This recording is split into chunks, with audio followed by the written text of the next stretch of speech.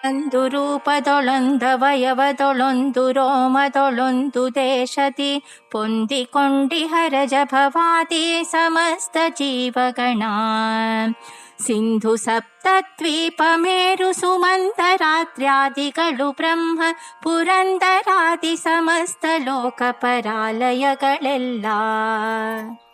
ವಂದೇ ವಂದ್ಯಂ ಸದಾನಂದಂ ವಾಸುದೇವಂ ನಿರಂಜನಂ ಇಂದಿರಾಪತಿಮಾದ್ಯಾದಿ ವರದೇಶ ವರಪ್ರದಂ ದಾಸವರ್ಯಂ ದಯಾಯುಕ್ತಂ ದೂರೀಕೃತ ದುರಾಶಿಷಂ ಹರಿಕಥಾಮೃತ ಸಾರ ವಕ್ತಾರಂ ಜಗನ್ನಾಥ ಗುರುಂ ಭಜೆ.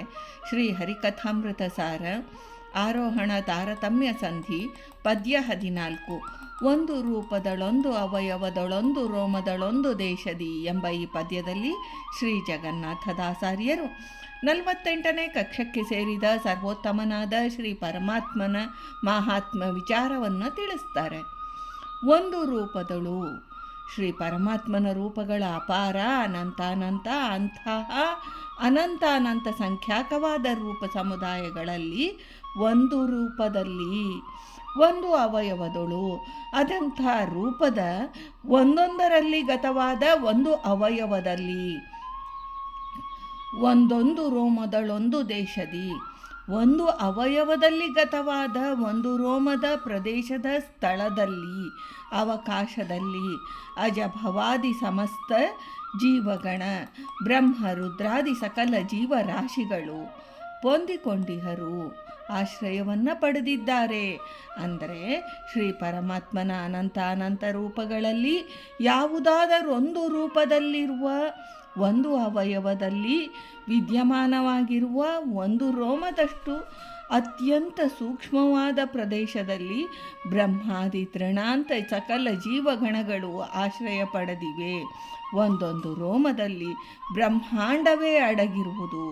ಇನ್ನು ಆ ಪರಶುರ ನಾಮಕ ಆ ವಿರಾಟ್ ರೂಪಿಯ ಪರಮ ವ್ಯಾಪ್ತಿ ಅದೆಂಥದು?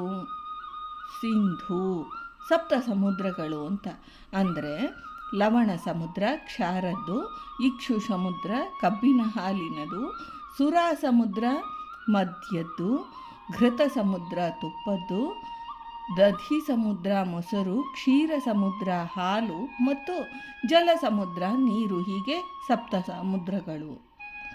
ಸಪ್ತದ್ವೀಪಗಳು 7 ದ್ವೀಪಗಳು: ಜಂಬೂದ್ವೀಪ, ಪಕ್ಷದ್ವೀಪ, ಕುಶದ್ವೀಪ, ಕ್ರೌಂಚದ್ವೀಪ, ಶಾಖಾದ್ವೀಪ, ಶಾಲ್ಮಲಿ ದ್ವೀಪ, ಪುಷ್ಕರ ದ್ವೀಪ ಅನ್ನುವ 7 ದ್ವೀಪಗಳು.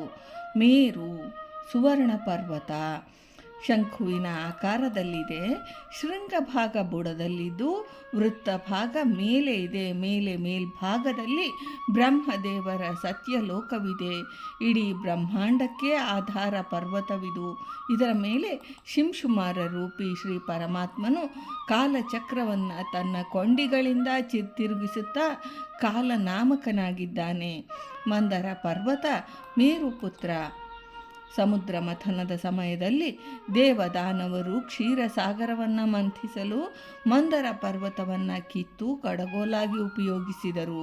ಅದು ಸಮುದ್ರ ಗರ್ಭದಲ್ಲಿ ಮುಳುಗುತ್ತಿರಲು ಶ್ರೀಹರಿಯು ಕೂರ್ಮಾವತಾರವನ್ನು ತಾಳಿ ತನ್ನ ಬೆನ್ನಿನ ಮೇಲೆ ಆ ಪರ್ವತವನ್ನು ಧರಿಸಿ ಮಂಥನ ಕಾರ್ಯಕ್ಕೆ ಸಹಾಯ ಮಾಡಿದನು. ಇದರಿಂದ ಕೂರ್ಮಾವತಾರಿ ಶ್ರೀಹರಿಗೆ ನಾವು ಮಂದರ ಗಿರಿಧರ ಅನ್ನುವ ಹೆಸರಿನಿಂದ ಕರಿತೀವಿ.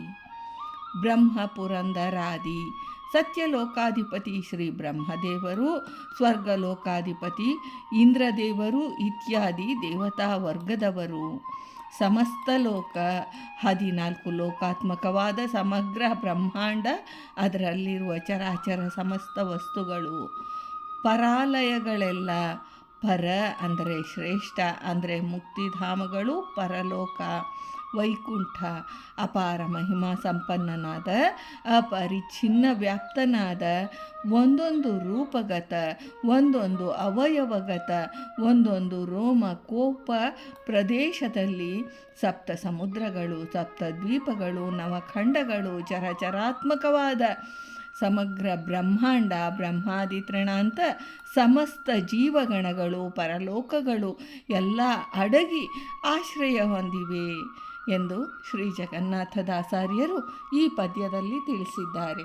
ಭಾರತೀ ರಮಣ ಮುಖ್ಯ ಪ್ರಾಣಾಂತರ್ಗತ ವೃಂದಾವನ ವಿಹಾರಿ ಶ್ರೀಕೃಷ್ಣಾರ್ಪಣಮಸ್ತು.